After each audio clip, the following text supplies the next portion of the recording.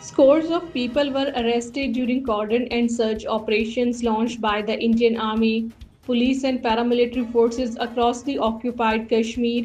The troops have sealed the main areas and the roads in the Doda, Jammu, Riasi, Rajouri, and Poonch districts and Udhampur district of the region and are engaged in the violent cordon and search operations. Five Indian troops, including an army officer, were killed and another was critically injured in an attack in the Doda district.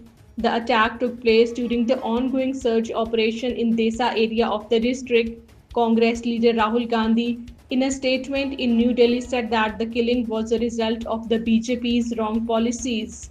People in Karna area of the Kupwara district took to the streets against the authorities' apathy.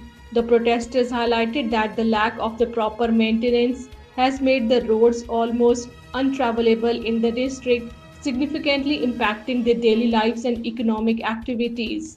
People's Democratic Party President Mehbooba Mufti, in a video message, said that the Modi led Indian government is pursuing a communal agenda in occupied Kashmir, targeting the Muslim employees and the religious scholars. Amid fears of the Hinduization of the Muslim majority occupied Kashmir, the Modi regime opened a temple in the Islamabad district.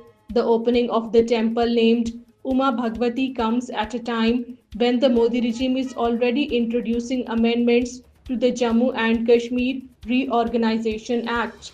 Azad Kashmir chapter of the All Parties Hurriyat Conference is organizing a rally in Lahore on July 19 in connection with the Pakistan's accession day.